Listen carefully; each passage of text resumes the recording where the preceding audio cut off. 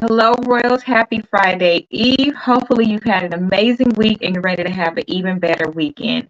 On the way in, make sure that you subscribe and click the share button. Also, comment during this live and after. I do go back and check the comments, most of them. Um, we'll have our co-host introduce himself and then we will get started. Hi everyone, my name is Jojo Habanero, product manager by day, cigar enthusiast by night. Like the lady said, like, comment, share, subscribe. Let's go. Like the lady said. I don't know why that just reminded me of Animaniacs when one of the characters would be like, lady, lady. Lady. Oh my goodness. I hope everybody is having a good week. All the same stuff. Let's see. Take off that wig, unloosen that bra, don't wear that G-string because from my understanding, some of you ladies don't know how to take care of yourselves. So go back to basics. Like white cotton is probably good for you. I'm just saying. Dudes, take off that baseball cap because y'all be having a line right here. That means it's too tight. That means your brain is like this. That's right. And don't forget to get a drink. I'm just saying, you just need to woosah. I'm just saying. So this month is Men's Mental Health Month. And so that is going to be our main topic for tonight. But while we are getting into that, one of the hot topics is this parent that decided to step on stage while his daughter was getting her diploma. They have made history. They have gone viral. I'm sure she is going to love her dad forever. Let's see how this goes. Lord, y'all know that these is probably not in order. I promise to be back to my normal self next week. It was supposed to be a joyful day at this high school graduation, but for one promising graduate, it was anything but a happy occasion. Elise, Kathleen, Eddie. Moments after she steps on stage, her dad bum rushes the superintendent, pushing him out of camera view. It's a stunning sight. Look at the anguish on his daughter's face when she realizes it's her father disrupting her big moment and embarrassing her in front of the entire graduating class and parents. You can hear an angry exchange said to be between the two men. That's my Where's Get up off Where's me, Brendan? man. Where's Get away from me, bro. And then something stunning was said. I don't want her touching him. So my question is, first, if you were the superintendent, what would be your response?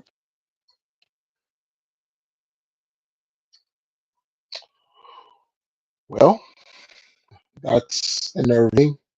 Something must have happened, obviously. Why would the father say, I don't want her to touch him?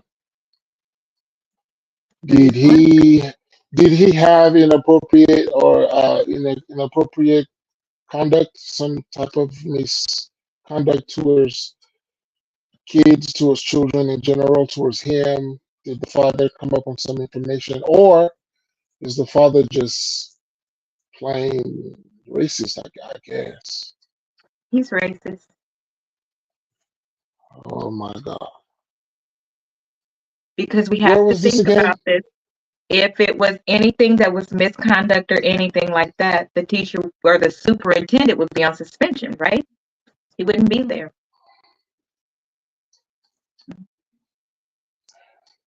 This is something in 2024. Wow. Wow.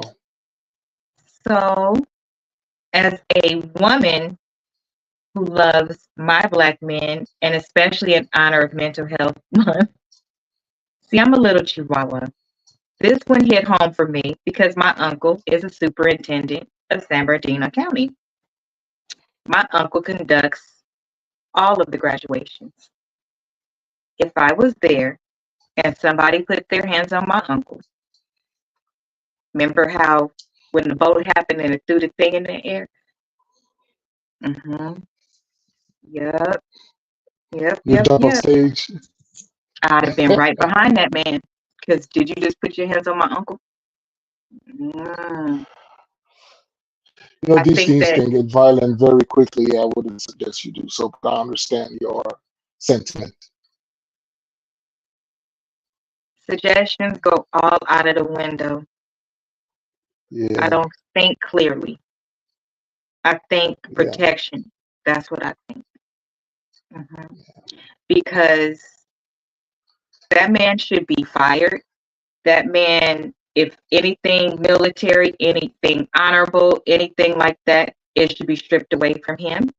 He should have to give a public apology. Um, what would you want to happen to somebody if they did something like that to you? Or maybe I'm a little bit silly here. Or Okay. both the father and the superintendent were in the bathroom, and the superintendent did not wash his hands, and he's out there shaking. I'm just kidding. I'm just being, making light. 'Cause That's terrible. That's terrible. if that were to happen to you, what would your response be?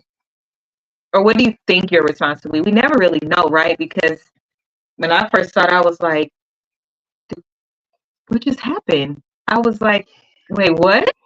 So in that moment, I think that a lot of us still experience those type of things, but every single time it catches you off guard, like a wait, what? This just happened in real life? So you don't respond the way you think you would all the time.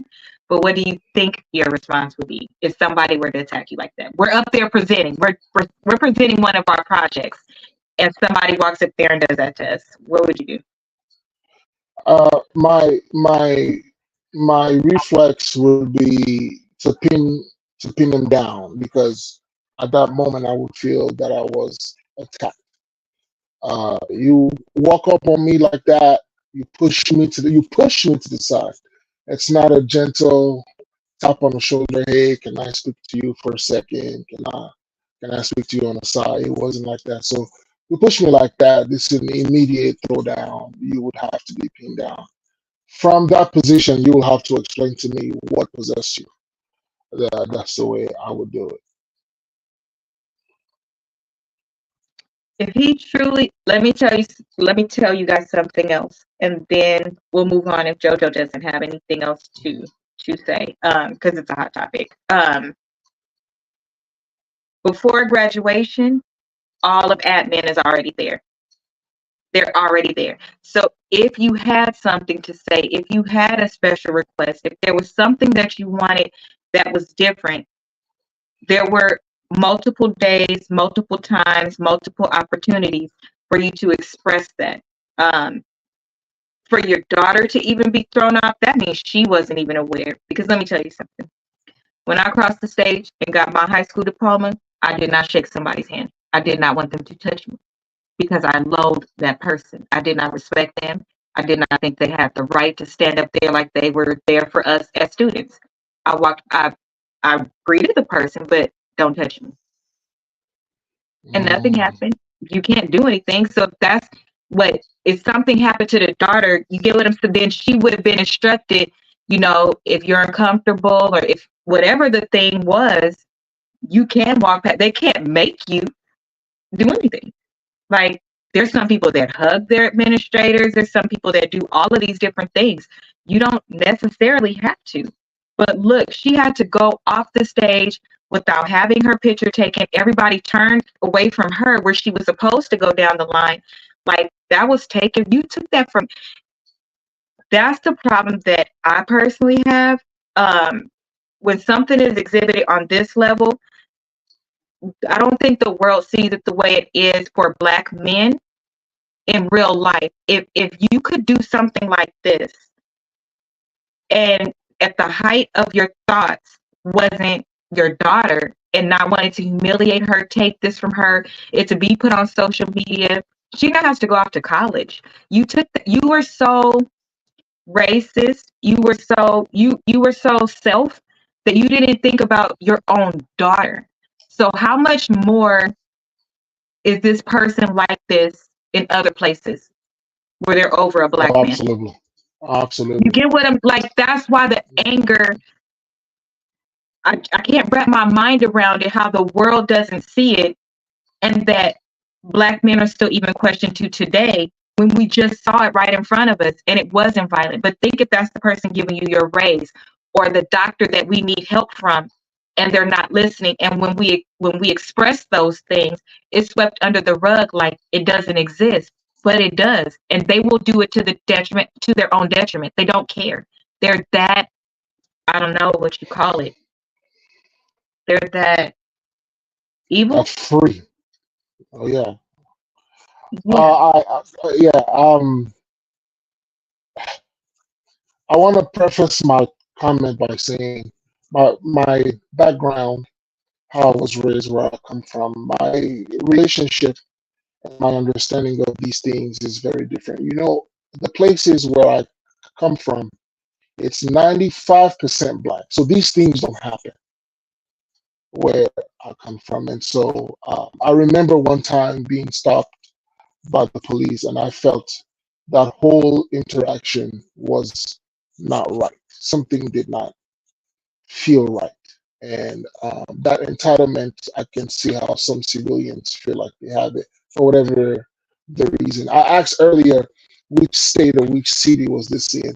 There Oh, are some Wisconsin. I'm places sorry. in I didn't hear you. Wisconsin. Wisconsin.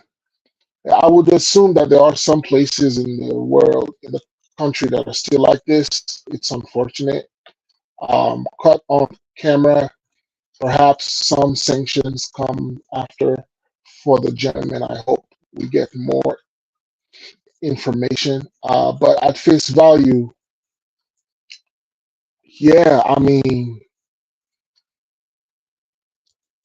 she's on the news for all the wrong reasons, and that's not right. First and last name, Yeah. her whole face. Mhm, What I hope, mhm, I'll end with this. What I hope that was also exhibited and people got from it is that she was in total shock. She looked embarrassed. Um, don't let her father's sins go to her. If she happens to pick a college where there are more Black people are out in the world, or you're interviewing her sitting across from her, don't hold her to what her dad did, because he took mhm. something from her too, and it didn't appear comfortable, normal, anything like that for her. She even put her hand on her head. So that would be my request, because the world could be very mean and they could transfer things sometimes. My request is that you don't treat her like that. Because she didn't do it. It was done to her. She's a victim too. Yeah. So Obviously, by her reaction, she's not aware of what's going on. Obviously, right? right, So, yeah, right. this falls solely on the father. Any chance we can get like more information? Because I would definitely like to be able to read up on I more did try to look it or up. see. If I can remind me for next week, I will try my best to remember though. Mom, remind me. I know you're listening. Because yes, I did try to look, because this was a couple of days ago. I did try to look like an hour ago to make sure with the news if they have any answers, and nobody still have Mhm. answers. So that must mean he's not talking or something like that. Because you hear it even in the audio, he didn't even give an explanation then. It wasn't, I don't want him to touch her, was his answer, not a real answer. So I don't understand. So if something else comes out, I will give that update, and talk to Rose will as well, because we talked about it on her show last night as well. That's Uh, right. That's right. so when we think about our men's mental health, we have to think about all of them, those kind of evil ones, because something is not right in his brain either. So we need to pray for people like that to behave better, because they deserve a better life. Because a lot of things they do is it's going to get them hurt. It's going to get their ass whooped. It's going to not get them into the pearly gates, and it's going to pass on their karma to their children. And that's not a way to live either, with hate in your heart for no reason. Jesus, sir. Yeah, that's very So unfortunate. If it's racially motivated, that's very unfortunate that in 2024 this is what we have to deal with. This man he was just doing his job, just doing his job. Um, that makes no sense at all. very hateful. So let's see here. So, in honor of men's mental health as well, I'd like to play this next clip and then tell you what I think about it and how it attributes. Let's go. First, I actually want, hold on, just a comment. Rose, I wonder, did they get him fired? They put his name out there.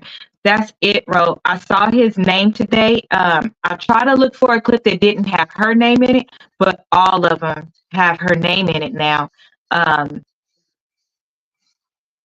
She must be 18 because it's no other way that they could have put her name out there. If she was an adolescent, they would have had to bleep that out. And I pulled mine from an actual news place. I typically do that when it's a minor, just to make sure that everything is covered. But nothing like that has been said yet. Very interesting. But I wanted to, let me start by reading this. Let me tell you. First, this is what I think, and it would have to be a whole different show, but this is what I think, okay? For men, I understand the weight on their shoulders. I understand that they are the ones that are, we are Mother Earth as a helpmate.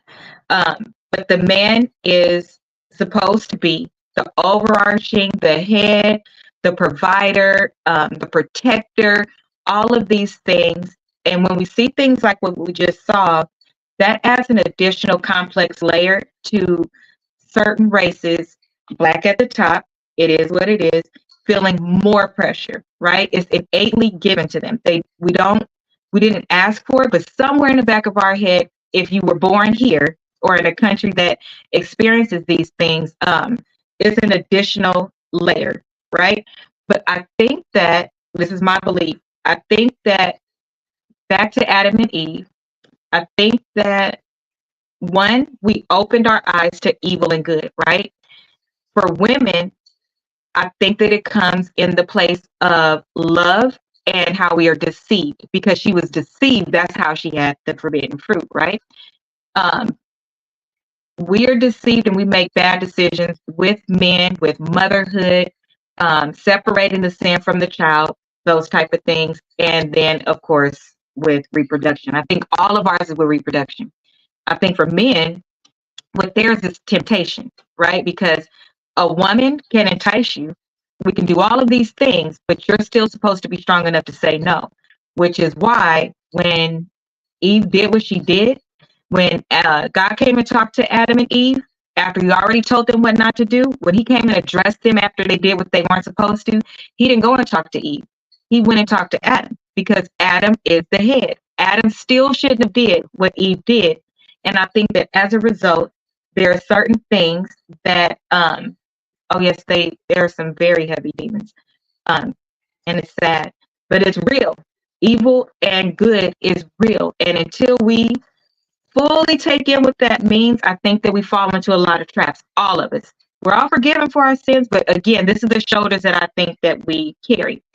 I think that if everything that has to do with the fall of a family, at the top of the list is finance and fidelity, that's because that's where protection and provision are for men, if you are not strong enough.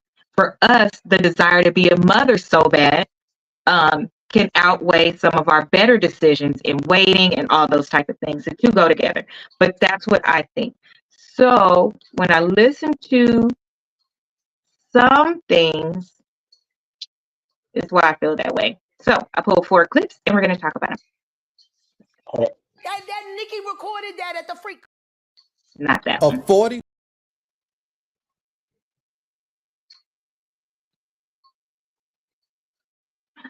It won't come on. A 45-year-old woman in South Carolina have been arrested after violating a 14-year-old boy. A cousin of the 45-year-old woman said, "I sent her a message on Facebook letting her know what was going on. Like, do you know it's a 14-year-old boy out here saying he took you to Pound Town?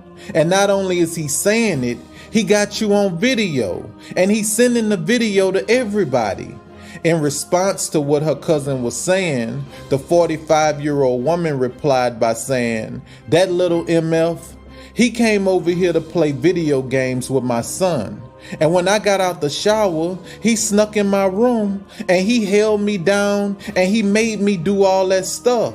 I tried to do everything to get away from him, but it was like I couldn't move. So I got tired of fighting with him and I just let him do what he wanted to do so it could be over with. Think about it. I'm old enough to be that little boy mama. Would I look like doing something like that? And how was he recording it? I didn't even see a cell phone in his hand." Police said after watching the video, you could clearly see the 45-year-old bouncing on top and the 14-year-old underneath her.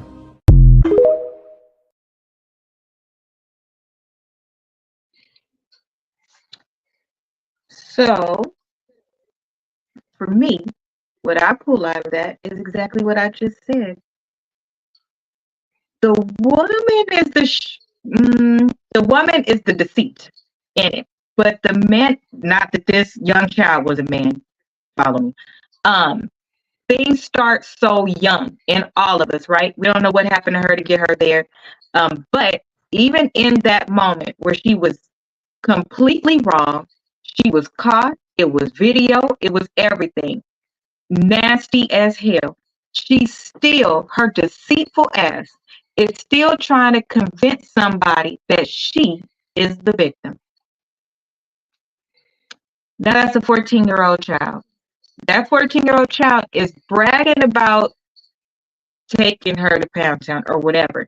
But to some regard, that is also a child. So that is going to play on his mind later and directly impact how he is a husband, a father, and all of those things if somebody doesn't get him help. Because he doesn't realize that he's been violated. What is her problem? When you talk about mental health for men, it could be related to so many different things. But when it comes to dealing with the opposite sex, when it comes to violence, abuse, physical, emotional, one thing that a lot of us deal with is it's very difficult for us to enter a conversation where a man can say that something happened to him caused by the opposite sex and it be taken seriously.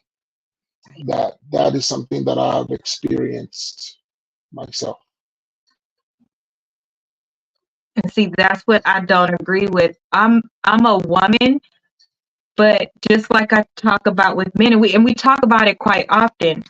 I'm a woman, but when I'm a woman of my nephew. I'm a woman of my stepsons. I'm a woman of my little cousins. I literally just said I will go to bat for my uncle. So why, when it comes to the opposite sex and others, don't we respect and love them the way that we should? Why don't we hold accountable? Right? She immediately went to playing the victim role because I don't know. I think that women think that if they cry and if they're the victim and all of these things, that they will get out of it instead of taking accountability, being shameful, none of these things. You literally tried to put it back on this young boy to say that he overpowered you and all of these things. Now, what if, think about when there was no video and that story could be told. And what if that 14-year-old was tall like my cousin Rashad, already 6 feet at that age, and that could be a believable story because she cried about it.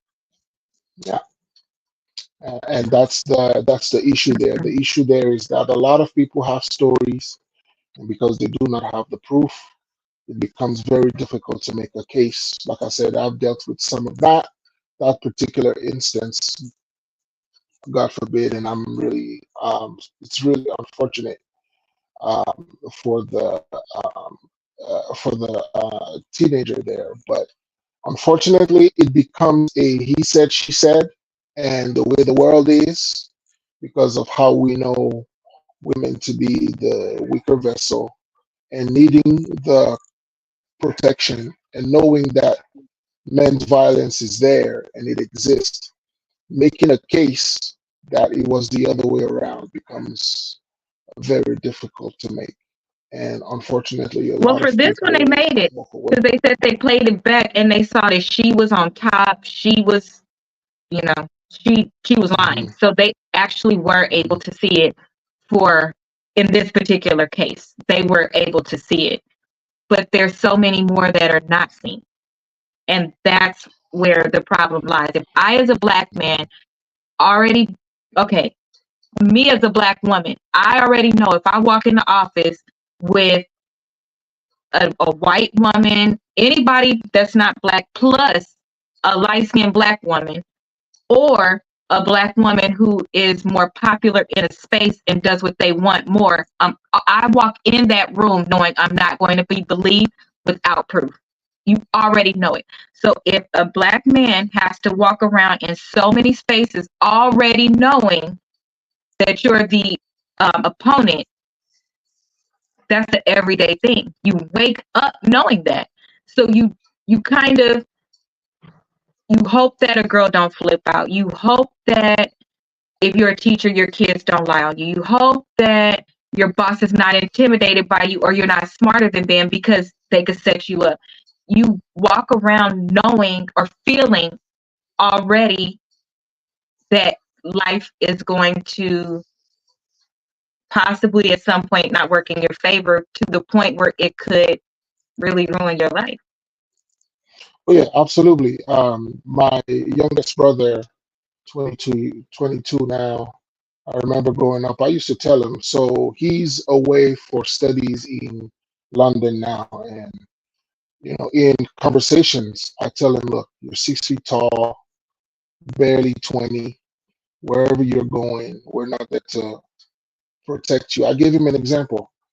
Unless it's the only elevator in your building, a woman is in there by herself, just Get wait out. for the next one. Yep. Wait for the Yep. next one. Excellent advice. And that's real. Yeah. But you get what I'm going at. We are always thinking fight or flight. We're never just normal, like, oh cool, it's one other person. Oh hi, how are you? And just go ahead and go. They can think like that. No, we're consistently thinking, if I get in the elevator and a man is in it, I get out. If I get in the elevator and I'm just going to be honest, if it's any other race that looks like I can't trust them and my emotion tells me to get out, I follow my first mind and I just get out. I will wait. We're always living like that. But I brought up God first because it's not just society, it is also the gift and the curse that God blessed men with. You are the protector and the provider. That's not a question. See, people try to make it a question, thus leading to more sin, more bad decisions. It's not a question. You are. That's why I'm leaving this comment up, because that is the answer. That is what God said. If Adam would not have done what Eve did, we would not be here. Who was the first sinner? It was Eve. But who was responsible? Adam. When you give your vows, the man is responsible.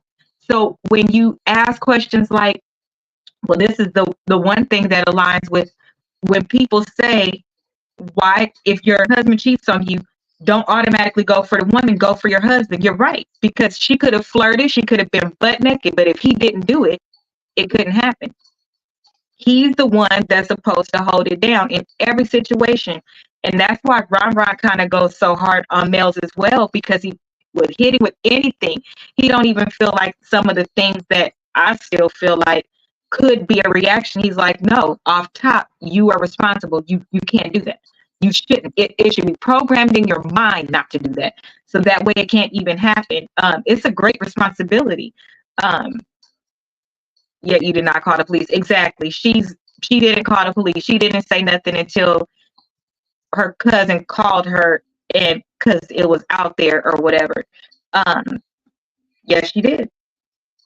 That is exactly what that's at that age. I don't think it's called the one with the M. I think statutory is the statutory, and then that word that's on the screen. I think at that age. If it had been a girl, exactly. Where's the outrage? Why is this not everywhere? I don't care what color she is. Why is this not everywhere? I don't care. And they just passed a law in Louisiana to castrate. Okay, but what about the women? They do it just half of the problems, more than half of the problems that our men have, a woman is the root. And it's usually something like this. And it's usually they didn't process it right. Because if you go tell your homeboy, what you tripping off of, some of the comments, you guys know how they go. I was looking for somebody, that age when I was younger for that to happen with. So you don't even have the support of your boys if you go and tell them. At least girls do. If we go tell our homegirl, we're immediately going to be comforted. You go tell your mom, anybody, you're going to be comforted. Where do men get comforted in that space? You can't even go tell another man who should understand off top if that wasn't what you wanted. You can't even do that. Yeah, we're not socially calibrated to handle it in the same way you do. We're just not. You are calibrated to be socially a group, and we don't have, or at least not in the same way. I would say that not in the same way. And so at her age, a 14-year-old, I tried to remember what I was thinking about, what my mind was thinking about when I was 14. If something like that happened to me, I would not know what to do. Very, very honestly, I just would not know. I would not know where to go. I would not know what to do. I would keep it to myself. And a lot of boys at that age, when all the testosterone kicks in and all and everything else and all the sexual urges and so on and so forth, a lot of them don't even realize. To a lot of them, it's a win because they look for stuff and they don't get it from their peers. They got it from someone else. They don't even realize that it wasn't supposed to happen that way. It wasn't supposed to be coercion by an adult to be coerced into doing something like that. Because at that age, they don't understand. At that age, they don't understand what they're doing or what they're being subjected to, even if it's pleasurable. At that age, I would not know what to do. I honestly would not know. And I don't see myself speaking up to anybody. I don't do that as an adult.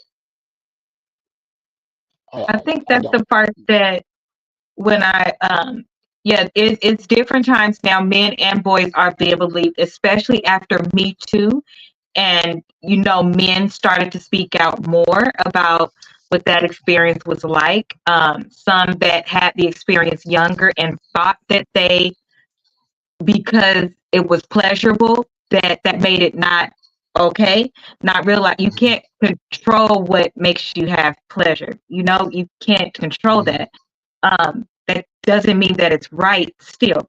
And after going through therapy, it was a group that they had of men, and they're like, after going through therapy, well, now I see why I'll do this, but I won't do this.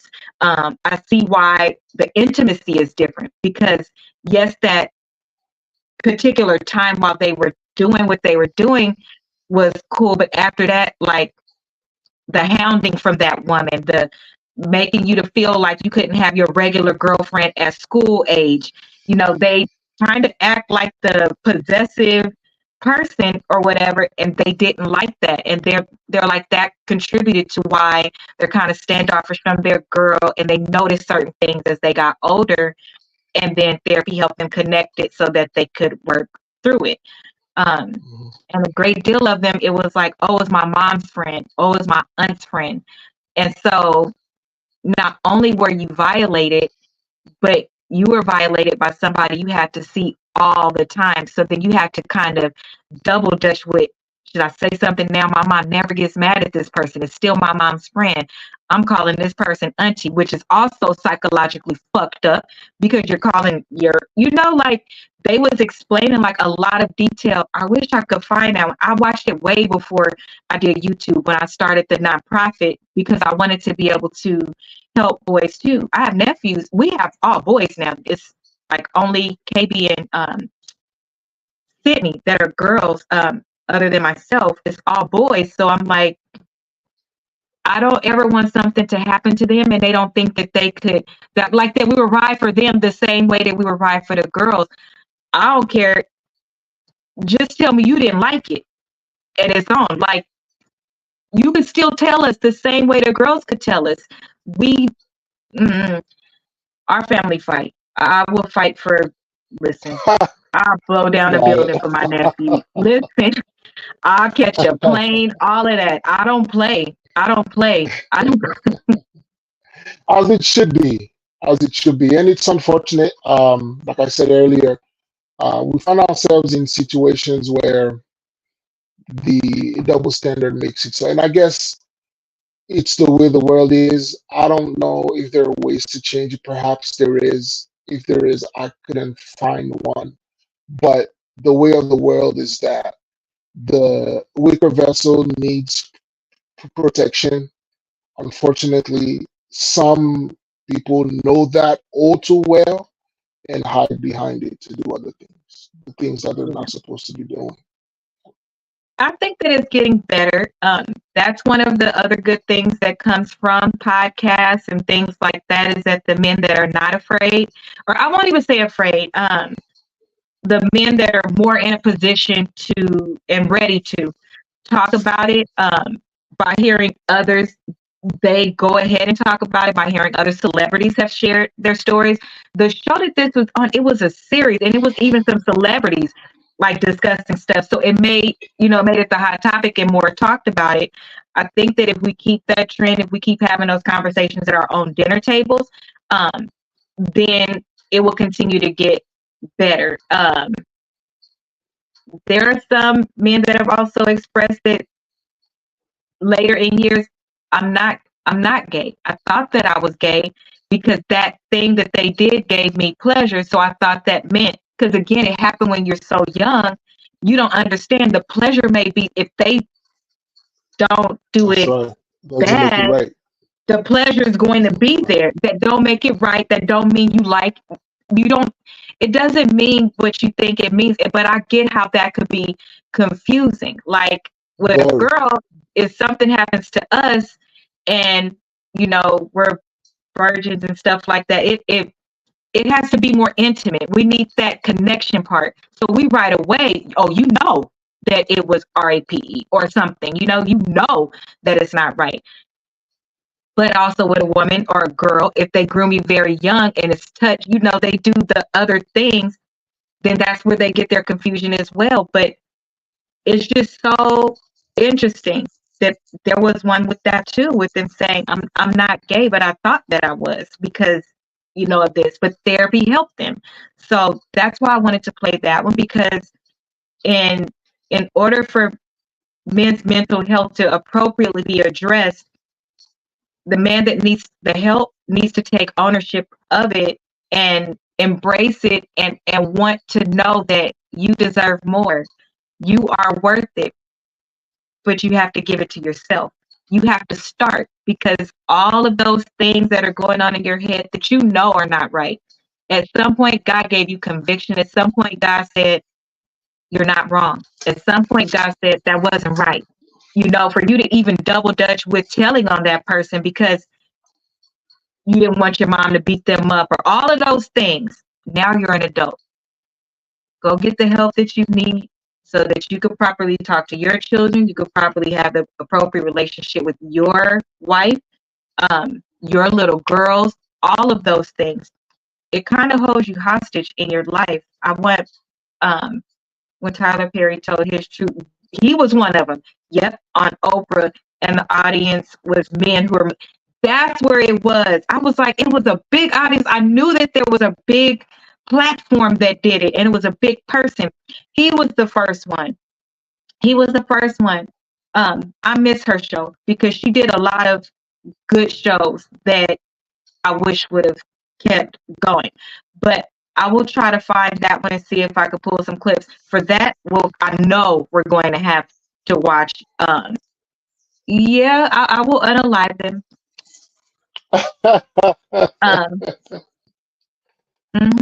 I will. For that, yeah, I will. Because it's a part of my child that you unalived when you did that to him. So, eye for an eye. And I'll discuss it with the Lord later. But thank you, Jesus, that they are untouched, because we asked them every time they got in the car, before they went to school, every single time. And I said it calmly, and I made them believe that I wasn't. I just know, we just need to know how we communicate with our people. You got to be calm, because you can scare them too, because they don't want to lose you. And if they feel like you're going to flip out and go to jail or something could happen to you, they may not tell you. So you have to be. That's right. Cry later. Cry later. Okay, let's play this next one. And because if more men don't start getting help, it doesn't turn out well in the end. If you look at these hospitals and these statistics, actually, the nurses will tell you that the people who die alone are men. It's not. I don't care what anybody has to say about what I'm about to say, because in my almost 20 years as a nurse, the most bitter, angry, nasty, rude patients are middle-aged to old Black men that have never been married.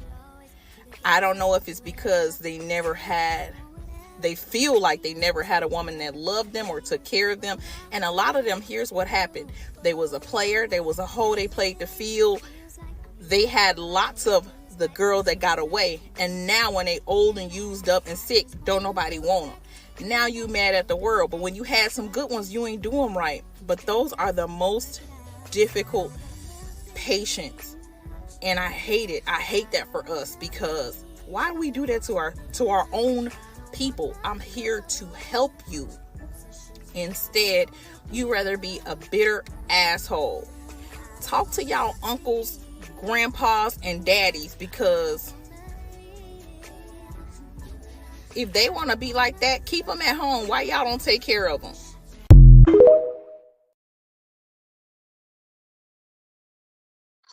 So trending lately, there was a pastor that's in his 60s that married a girl that is 18. Men are going for very, very young girls. Why are they going for them? Because they need somebody to take care of them that hasn't experienced enough of life, that is okay with being taken care of, and those type of things. Number one, that to me, you deserve more. You deserve to grow old with somebody that can have a conversation with you about things that are important to you in that age group. You deserve to sit on the front porch with your wife at that age and play with your grandchildren and look at the amazing life and legacy that you have built for your family. You deserve to leave your mark appropriately. You agree, or you are worth more. It's not about, oh, y'all are just jealous because we can get younger women. Not at all. Because with that type of skill set and behavior, we don't want you. That's why you have to go for somebody that age. Do you desire to get married again? And if so, after your divorce, did you go through therapy to try to work out some of the maybe traumas that may have caused, or areas to work on? No, I didn't go. I didn't seek it through therapy before divorce. We were able to find out that we just had different views on marriage themselves, on marriage itself, how to conduct the business of marriage. I would do it again. The age part, if I can frame it this way, if I was in a training session training somebody, I would want that person to have a blank slate.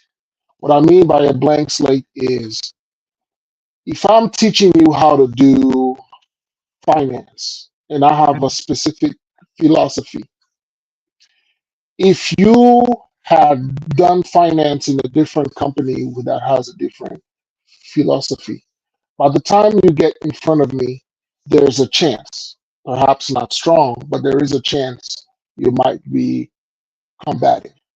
I'm not trying to Unteachable. debate. I'm not trying to debate. I'm trying to teach. Because at the end of that teaching, what you will do is you will render or regurgitate what you're learning. And what you're learning is what I need for you to do in my program. A lot of men think that way.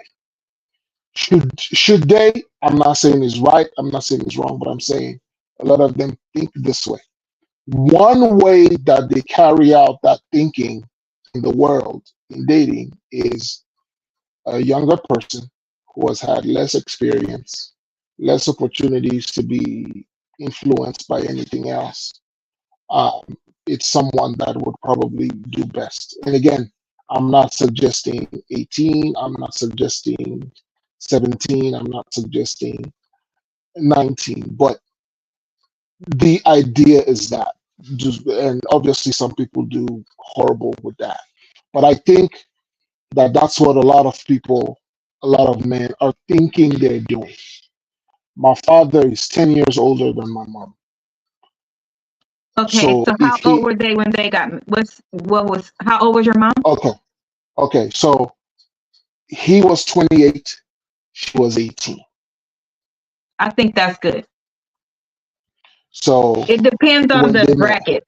I think on that the was, bracket. Okay, and yeah, what I'm finding out here is the bracket is really important. where is important. So Mhm. 10 years is acceptable, but not 25 and 15. Correct. There we go. And so I'm finding that out. But so 10 years between the both of them, my sister, her husband, 11 years between the both of them. And so women mature in a way that men don't do as much or as quickly. And so to be able to make up for it, usually the age gap is usually where these things stand. I know that men look for that. I don't know that it looks good if you're 48 looking for an 18-year-old. I don't. And so for those reasons, I kind of wanted to add a little context here. Now, the men that are in these homes, you have to think about the way the world was when they were young, and I think that's the grace that we probably forget to do. We look at people today through our lens of today. Think about 1950, World War II, racism, and everything else that went with it. PTSD that a lot of people went undiagnosed about. Those that went to war came back. Um, I think if we gave some of these older men the grace of looking at their circumstance through their lens as opposed to ours, then maybe we would handle it differently, perhaps with a little bit more compassion. Obviously, there are some people who are just terrible. I'm not saying to give them a pass either, but there has to be some type of a healthy balance somewhere in the middle where we can give some of these older men a little bit. I can imagine a gentleman, 89, a nurse comes in and he smacks her on the butt. 70 years ago, that was their thing. And I'm not saying he was right, but I'm saying that was their thing. The cat calls, the hey, little Miss Lady, and then the Miss Lady is like, oh, are you talking to me? That was their stuff then. And so today it wouldn't be right. But if that's what they used to do then, I doubt at 89 years old, this is the place for them to learn to change. I don't know. I wouldn't think so. I'm not saying that the nurse has to accept it, but I'm saying if she knew that, hey, this is how they used to do it back then, and this man is old, he's stuck in his ways. He stopped growing at 35, which was 50 years ago or 55 years ago. This man is old. He's stuck in his ways. And again, I'm not saying he makes it right. That's not what I'm saying. But I'm saying perhaps the people who deal with them knowing these things will probably deal with them a little bit differently with that grace. If they are in a situation where they need medical help, I think if there's a way to focus on the health, perhaps maybe have male nurses instead. No, I think the I'm throwing focus is ideas more here. about the need, just the need, and that if you don't get the help that you need throughout life, you could end up being that 89-year-old who's still touching people that shouldn't be touched in a world of today. Because to your point, when you talk, we're talking about the accountability piece. Because even if now here, let me start it with this. If I was a nurse in that situation, but that's, by the way, if I was a nurse and I had an older patient, most of the nurses don't really trip off of the old men that do things like that, or bird calls, or the flirtatious.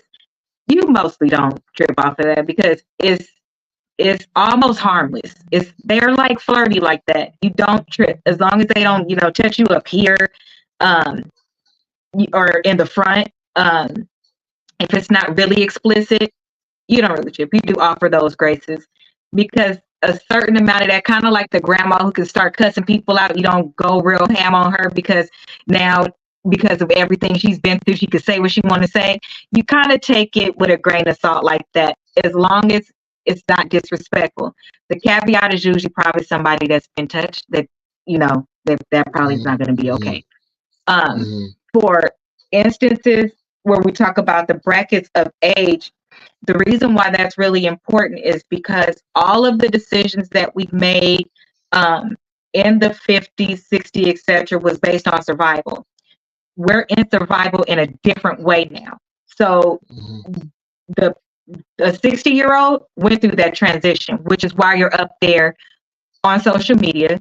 You conforming and you getting the shit when you want it to work for you, so you can get it at other times too.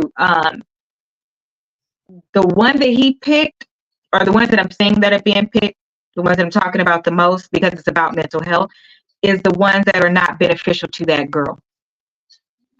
There are some that, they're up, they still hike, they still do all of these, they go on vacation, they help her start a business, they look like a true partnership, and it looks like a real relationship. It doesn't look like Celie and Mr. That's completely different. That sometimes can work. I still don't think it should be a teenager because we know based on medical things, you're just not there yet. It becomes selfish because, like with your mom and dad, that was like high school, college. So that is like the parameter, right? Then when you get to your point, 30, no longer should you want anybody that has a teen. They need to be 21, because how are you even doing the same things that this girl can't even do? If you want to live life with this person, because the goal is to live life together, not to drag one along or control the other one. And then after that is certain blocks. If you are raised right in your home and we do our job in the home, then that boy who is a man at 18 or 28 can already teach that girl something. Because the lessons you got are not the lessons we got. You got the lessons to protect and provide. I got the lessons to be the helpmate, right? Because if we start at the root, it started the right way. You could already teach me. I'm looking to you for that. I'm soft. I'm a girl. I don't have to worry. I don't need to be worried about covering this house. I need to worry about helping, but not covering the house. You automatically get to teach me. That way you're not looking for it later when it's too late. Now you want to go back and ruin a young girl. And what I mean by ruin is, to your point, you want somebody with a fresh slate because you fucked yours up until 60. Now you want to go back and you want to have it your way still. Why don't you get with another 60-year-old? Because by that time, if she's still single, she looking too like, well, shit, let's do life together. But you still don't want to be all the way right. That's why you're looking for that age. Why not a 30-year-old? Why not somebody that's at least established? How about somebody that don't want kids? You're not looking for somebody like that because you're looking to control, not to make better. Most of these people that we're talking about, because it's about mental health and it's about knowing that before you got to 60, you were worth more. Even when you got to 60, you were worth more because if you did the work, you would have a banging ass 60-year-old. You would have somebody that's your friend. You want somebody you can relate to. What the hell can you talk about with an 18-year-old? You can't do nothing but talk at them. They don't even have any, they haven't even been anywhere yet. They have nothing to talk about. That shit is weird. That shit is weird. And you deserve more at that age. Mean is mean. You know what I'm saying?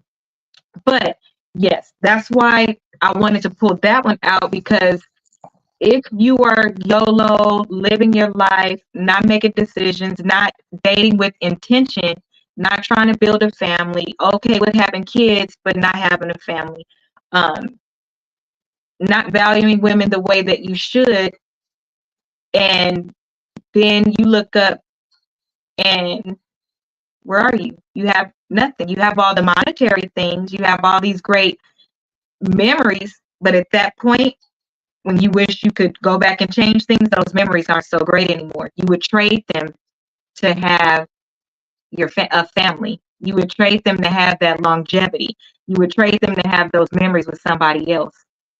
You're actually worth more. It's all fun and games until you reach the deadline. And then you looking back trying to fix stuff and it don't look right and it don't feel right. You can't tell me you have nothing in common with an 18-year-old.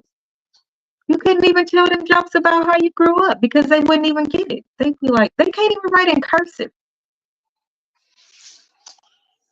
Yeah, if the pastor in question is 60 and the girl is 18. She looked homely too, JoJo.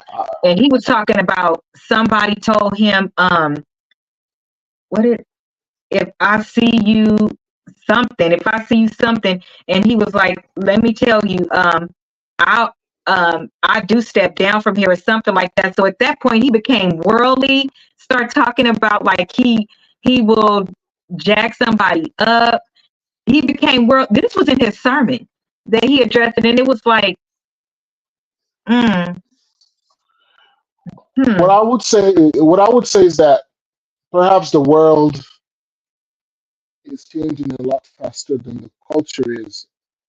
There are places in the world where they're still trying to survive. This is if you're a gentleman who had 2 acres of farmland that you were able to develop into a nice business, and again, the world no longer needs it in 2024, but you would be surprised there are some places in the world that if you go there, it's not 2024.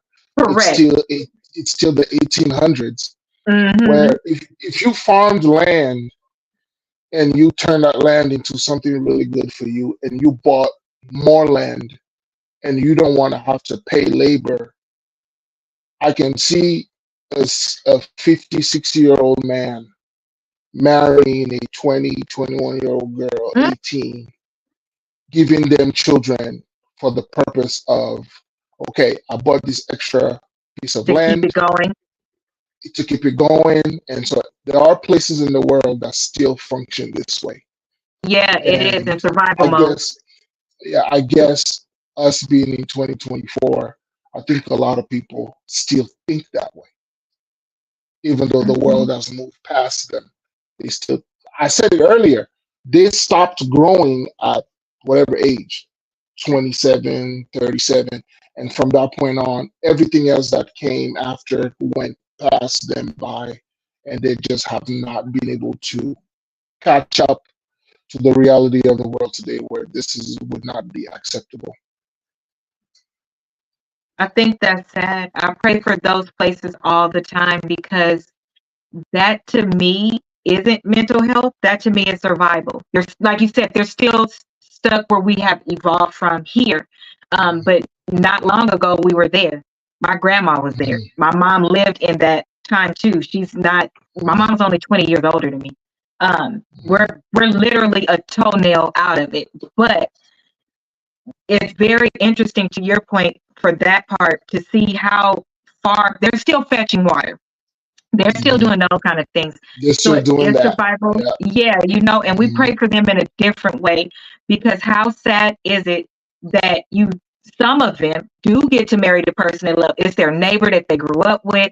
They did get married very young, but because they don't have birth control and all these other things, they're producing all of these children they can't afford. So what you need to get rid of the girls. You marry them off because they don't carry the name, all of these things. I would love to see a world where all of us could still get to that place. So when I see it in those kind of places, I know what it's for. It's about using your common sense, number one, and being respectful of the place where those things still occur, and then help if you can in those places so that they can get better. Because it's decreasing. It's decreasing a lot, but the reality is you're in the middle of a village, you're doing what you need to do. And we need to pray for those girls too, and those boys, because some of those boys, they don't want to be married that young either. Yeah, that's a whole nother topic. That's a lot to talk about. There is a world outside of your street, your privilege. As much as we go through here, well, I guess that's another great point, JoJo. I guess that is another good point to bring up when it has to do with mental health. Because we are a melting pot here, when we are hearing somebody talk and they're from a different culture and background and country, no matter the country we see on TV, right? You see South Africa with all the lights, all the pretty stuff, but it's still a whole separate part that's like right. The part you don't want to remember. So if that's the one that made it and got here and they're talking a certain kind of way, yes, they do need to conform to here, but you have to understand why they think that way. And then you have to meet them in the middle. So the woman that's for them will also understand their dynamic, take it into consideration. And you can't change everything because some things is near and dear to them. It made them who they are. Just like some of us that's from the hood would be like, I would never want to not come from the hood. It made me who I am. How do you think, wow. How did you deal with that coming here as far as people, like you trying to talk to girls and some of them not understanding how you could be such a, like your idea of protection and provision is what we're looking for, but to your point, because we're not used to hearing it, we didn't probably take it the way you said. We probably took it as control, where you're like, I'm supposed to do this stuff. This is what you say you want. Yeah, but I don't want, combative. How did you deal with that? That's a good one. How did I deal with it? Well, I guess you could never give up. If you have a mind to teach, you could never give up. You just hope that someone gets it eventually.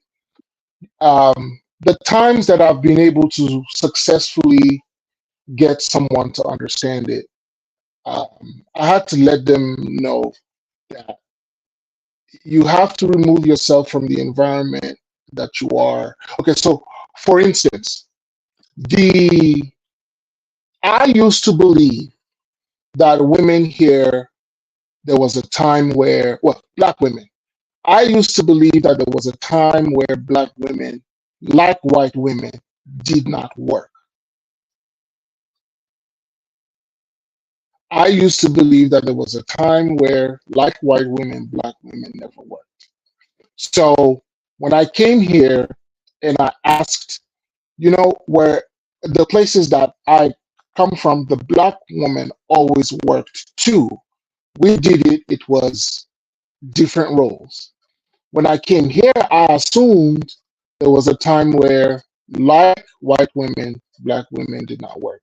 My ex-wife explained to me, black women always worked. Yeah. They always did. I never knew that. So when you're working and your husband is working, when both of you come home and put the money together, it's different than you're not working, your husband is working, and he's making all the money. The say so on the money is going to be very different. And so the American woman, I always thought, well, I know you're working, I'm working too, but if you say you want someone who's going to do all these things for you, let me be the person to make the decisions. I'll make the decision for the both of us. And what she explained to me was, well, I've never had that. And it means that I would have to trust you to this degree to be able to know for a fact. See, that trust, back home, they teach you young on both sides. When you grow up, young. And you see it young. You see it work. And you see it young. You understand, and you see it work, as opposed to not work. And so when you put it in these terms, it works. But before I was able to find the words, because I didn't have that understanding, through conversations, and like I said, the few times I was able to successfully tell someone, hey, I'm supposed to do this. You want a situation where you're a little bit more relaxed. I understand that you're working. But when you're not worrying, your money isn't to worry if rent is going to be paid. Your money should be worrying about, I'm going to change the sofa next year. Right. I want to change the couch. Right. We've had this couch for 5 years. Let me move that out and get another. Your money that you're working should be used for that, even though you're working. Right. But the level of stress, something like that. But the level of stress is different because you're not worried. You're not worried about if we're gonna have a roof over. I do that. Exactly. I do that. And so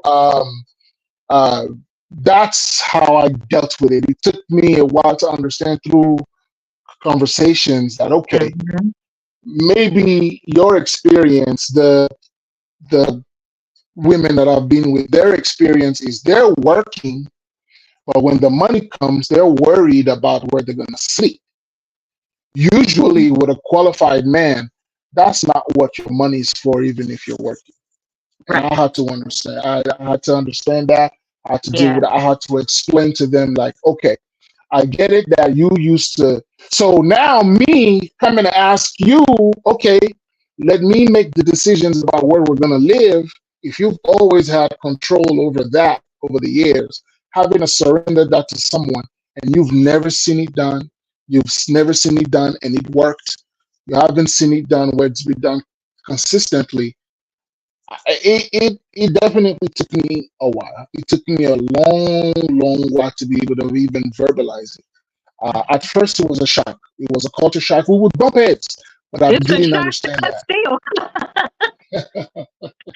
Well, there's so many layers to it. Like you said, when even during slavery time, we both were working, but then I had to take care of their family too, then come take care of our family because I'm still the woman. The man's not going to do it. Then after we got out of that, it was war. They went away to war. We went in and worked to hold down the job until they got back. When they got back, it was drugs and all these other things. So we still had to work. But now you're the man and you think you're up here. You take my money. So now my only option is to go to the county for them to help me. The county tells me I have to make you leave. The county didn't say, let me provide this to this husband, get this husband help, because he's the provider and the protector. If we get him right, the rest of the family will be right. They said, get rid of him. If you don't get rid of him, we're not helping you. He can't be here. We checking. You can't have nothing. That's the only way to get help. You further split the family. But in every instance, where did the family move with? The woman. So for a man to say, oh, I'm going to marry you and let's do this way, you're like, do what? Well, what if something happens? Well, because this isn't our land. That too. You know, this isn't our land. This is rent, or this is a home owner, but you're not home owner till you burn that deed. Like, no, we can't do that. What if something happens to you? What if the police get you? All of these, what if? We carry this, the anxiety. It's the anxiety. The anxiety. It's the anxiety of the reality. If I put all this thing in your hands, I don't trust it. I can't. It's not my reality. It's not my life. If you it's not leave even tomorrow, that I don't trust you. I don't trust it. Because what if something happens to you tomorrow and I didn't get an education, I wasn't working, so if something happens to you, I could pick up the slack. Because again, if I got to go in the county, you got to go. What do you mean my family has to split up? What do you mean I have to give away my house? I put all this money into. What the hell? So you got to stay moving. Even when you're not working, you have to stay moving with him. You have to stay being educated. You have to stay ready until you get to a place. We're always at the starting line. We don't have that money from insurance that was left over so the next generation can move a little softer. You know, every generation is still at the starting line. So you don't even have that. Yeah. Also, I just want to point out the financial system has a lot to do with it. I will tell you why. The financial system here in America, I'll take a very simple example. Okay. If you are renting a place, if you're late on your rent a month or two, you're gone. If you haven't paid your rent, you're gone. And they block you from getting another place. Yeah, and it's very difficult from getting the next place because of a history of not being able to pay out the first place. All right.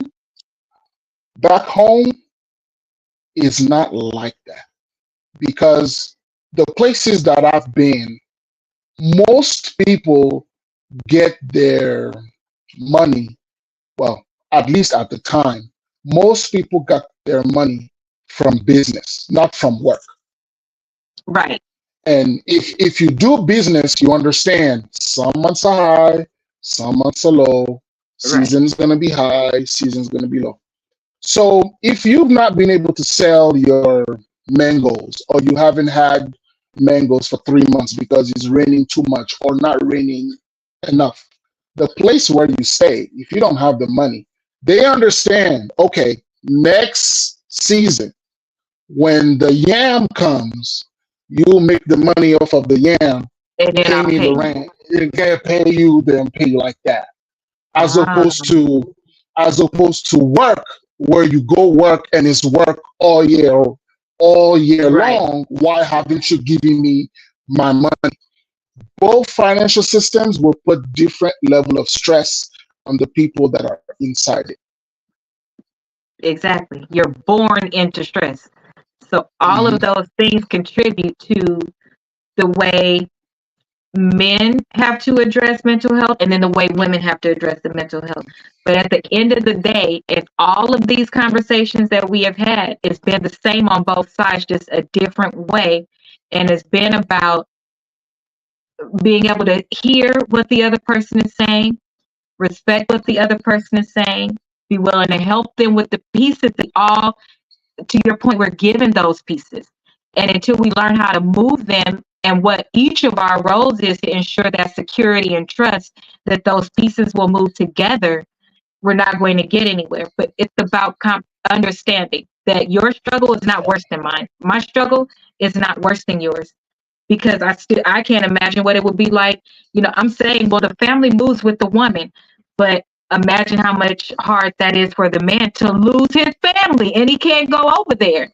You know, That's so right. it's hard to look at your kids that need the food, and it's hard to be looking at your kids from across the damn street, and you can't go over there, and you can't get a job, and you can't do this, and you just keep feeling further and further away from the starting line. That's all before we ever even start.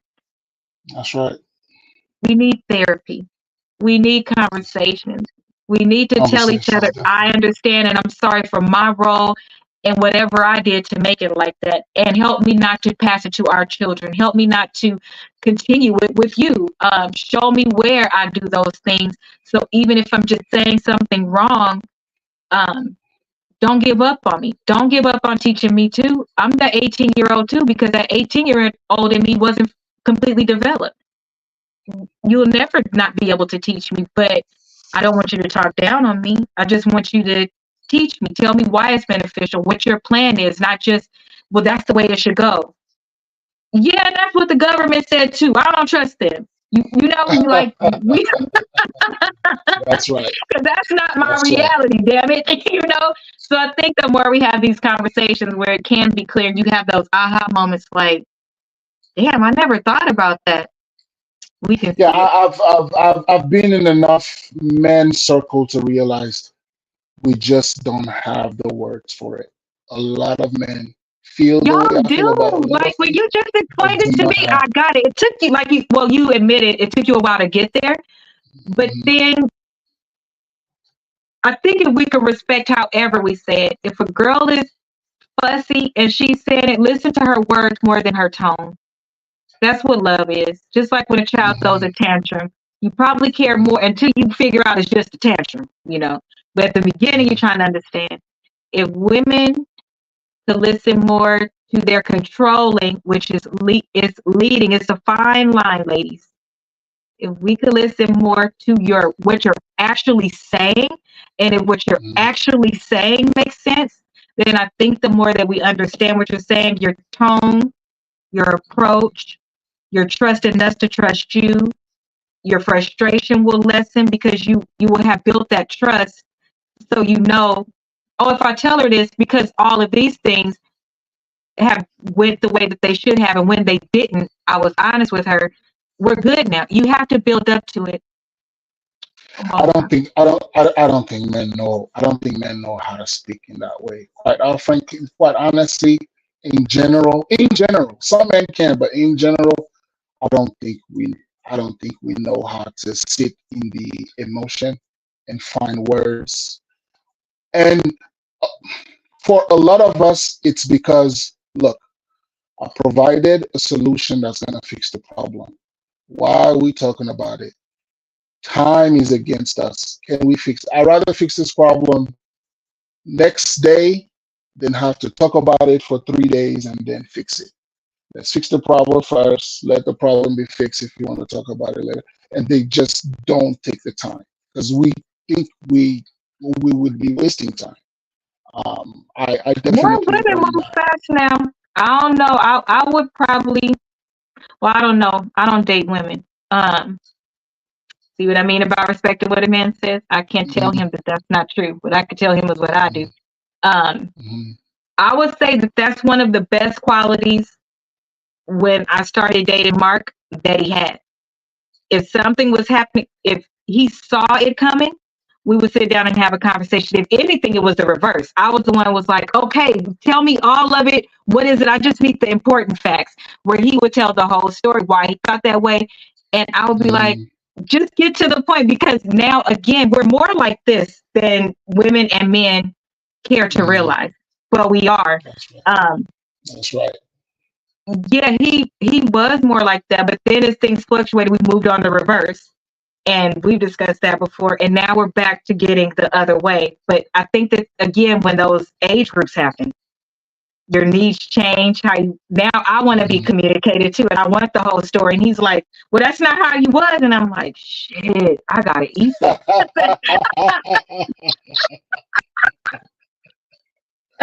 Give me a full But that's what he's breakdown. saying about being honest, right?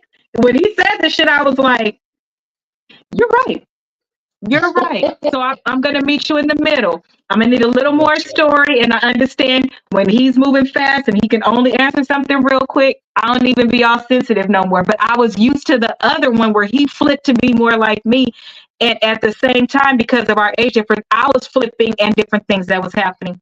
But that's why it's important to talk. All of those things are important to your point, which you build up to being able to throw those red flags, and hopefully red flags don't take 2, 3, 4 years and a possible decapitation. But we all get better. We all get better. We gonna get better. We are. I hope everybody enjoyed the conversation tonight. I love talking about men's health for one thing, because I have 2 stepsons and I have a nephew that I adore. And when I look at them and see the different things that men are going through, I don't believe that those men, young men, are deserving of anything that could be coming down the pipe for them like that, because we've raised them to be really good men, and they're deserving of a woman that is like that. And if I'm going to want a woman like that for them, then I have to be that type of woman, and also encourage and help others to be as well. Men deserve all the things that we deserve, except the thumb and the butt. I can't get with that. We need God, faith, hope, like, and love. Yes, baby, because I love everybody. Do I like? And it's a difference between liking what somebody does versus not liking them. Don't let a moment in time ruin everything. Don't make hasty decisions. So that is my last word for tonight. What's your last word for tonight, Mr. JoJo? My last word, it's if you're a man out there struggling with mental health, please do not feel so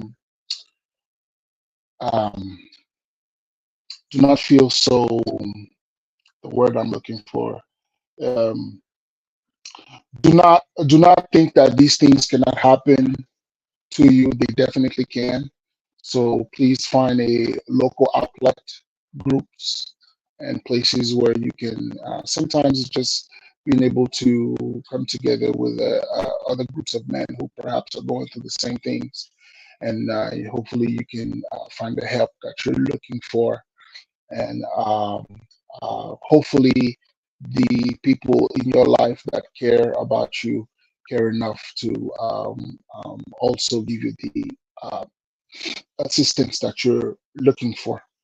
And yeah, this was a great show. I actually enjoyed it thoroughly. Make sure you like, share, subscribe, comment, and I'll see everyone next week.